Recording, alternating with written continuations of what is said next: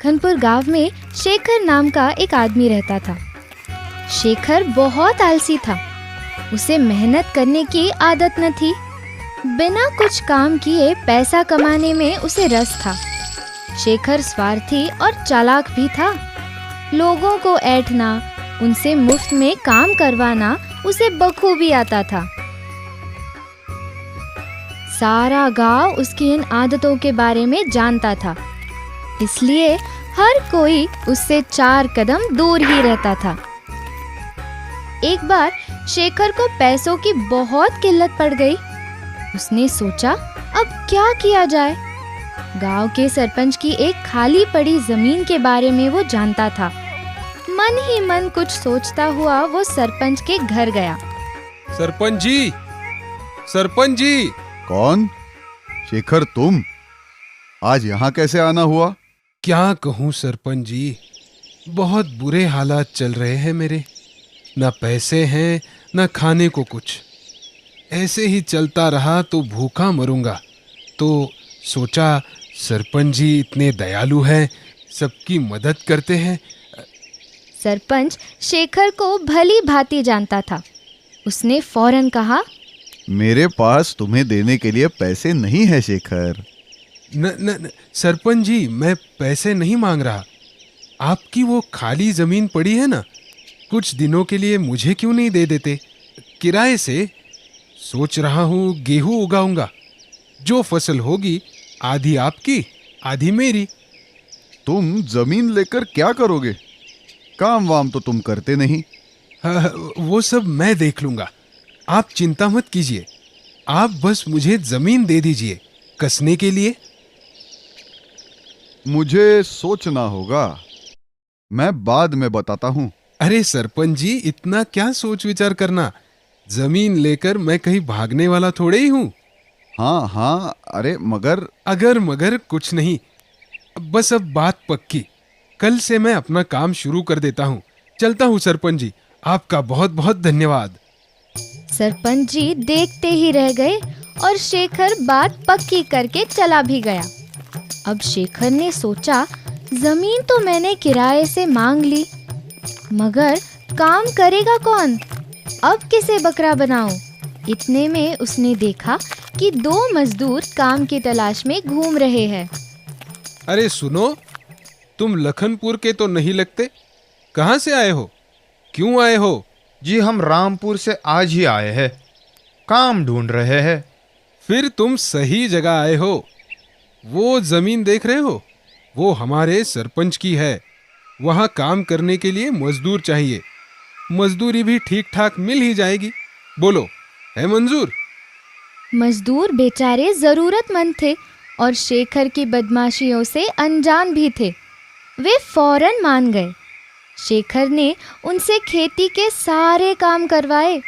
हल चलवाए, बीज बोए, पौधों को सींचा, फसल उगने पर कटाई मड़ाई करवाई। कुछ ही महीनों में मजदूरों की मेहनत से खेत में अच्छी फसल हुई।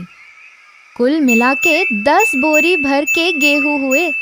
शेखर ने वो सारी बोरियां अपने घर में संभाल कर रख दी। जब मजदूरों ने अपनी मजदूरी मांगी तो शेखर पलट गया। भाई, मुझसे क्यों मांगते हो मजदूरी? वो जमीन मेरी थोड़ी ही है, वो तो सरपंच की है। उनसे जाकर मांगो, मैं कहाँ से दूं? मगर शेखर भैया, काम तो आपने ही दिया था ना, हम तो सरपंच को जानते भी नहीं, पैसे कैसे मांगेंगे? उसमें मैं क्या कर सकता हूँ? तुम काम किसी के खेत में करते हो और पैसे किसी और से मांगते हो। ऐसा थोड़ी चलता है भाई। शेखर ने मजदूरों की एक न सुनी और उन्हें वहां से भगा दिया। दूसरे ही दिन सरपंच शेखर के घर आए। वे शेखर से खेत में हुई फसल का हिसाब पूछने और अपना हिस्सा लेने आए थे। कैसे हालचाल है शेखर? इस बार उपज तो अच्छी आई है। काहे की उपज और काहे का क्या, बंजर जमीन थी। मैंने जैसे तैसे मेहनत करके फसल उगाई, मगर क्या कहूँ, आधे से ज्यादा फसल तो कीड़े खा गए। बची कुची मजदूर अपने हिस्से में ले गए। अब बस ये घास बची है। क्या कह रहे हो शेखर? मुझे विश्वास नहीं होता। विश्वास न हो तो तलाशी ले लो मेरे घर की। कहीं कुछ मिल जाए तो ले जाना। सरपंच शेखर के हाथों बुरे फंसे थे। शेखर ने अनाज की बोरियां पहले से ही छुपा के रख दी थी। सरपंच बेचारे हाथ मलते रह गए। और हाँ सरपंच जी, वो बंजर जमीन अब मैं नहीं कसने वाला। आपकी जमीन आपको मुबारक। अब सरपंच का संयम टूट गया। उद्विग्न हो वो शेखर को सुनाने लगे। यूं हमेशा दूसरों को ठगना अच्छी बात नहीं है शेखर। भगवान से डरो, वो सब देख रहा है। आज नहीं तो कल तुम्हें अपने बुरे कर्मों का फल जरूर मिलेगा। मेरी बात याद रखना। हाँ हाँ ठीक है, कल की कल देखेंगे। सरपंच के इतने समझाने के बाद भी शेखर अपनी आदतों से बाज नहीं आया। शेखर कभी किसी की बकरी चुराता और उसे बेच देता, तो कभी किसी के खेतों से अनाज सब्जी वगैरह चुराता। डरा धमका कर लोगों से काम निकलवाता। गांव वालों के लिए वो एक सिर दर्द बन चुका था। एक बार गांव में एक साधु महाराज आए। गांव के मंदिर में वो याग करना चाहते थे। याग के लिए उन्होंने बहुत सारी सामग्री इकट्ठा की थी। शेखर की नज़र उस पर पड़ी। बिना किसी को पूछ बताए शेखर ने वो सारी चीज़ें हड़प ली। जब साधु महाराज ने उसे उस बारे में पूछा तो वो उन्हें उल्टा जवाब देने लगा। अरे काहे का याग, सब नाटक है आपका। मैं जानता हूँ, वो सारी चीजें आप खुद ही ऐंठना चाहते थे। शेखर की ये बकवास सुनकर साधु महाराज बहुत क्रोधित हो गए। मूर्ख इंसान, याग को नाटक कहते हो और मुझे चोर? मैं तुम्हें श्राप देता हूँ। तुम्हारे आंगन के आम के पेड़ के सब पत्ते जब झड़ जाएंगे तब तुम्हारी मृत्यु होगी। श्राप देकर साधु महाराज पड़ोस के गांव में चले गए। श्राप सुनकर शेखर थोड़ा डर गया। वो अपने घर गया और आम के पेड़ को देखने लगा। पेड़ में अभी बहुत सारे पत्ते थे। ये देख शेखर ने अपने आप से कहा, अभी तो इस पेड़ पर बहुत सारे पत्ते हैं, मुझे अभी से चिंता करने की कोई जरूरत नहीं। साधु महाराज के श्राप का भी शेखर पर कोई असर नहीं पड़ा। वो तो बस अपने धोखाधड़ी और ठगी के कामों में ही लगा रहा। कई दिन बीत गए। पेड़ के पत्ते धीरे धीरे झड़ने लगे थे। अभी और भी पत्ते बाकी है, ये सोचकर शेखर सुधरने का ख्याल छोड़ देता। होते होते एक दिन शेखर ने पाया कि आम के पेड़ को सिर्फ एक ही पत्ता रह गया था। अब शेखर के छक्के छूट गए। अरे बाप रे, सिर्फ एक ही पत्ता बचा है।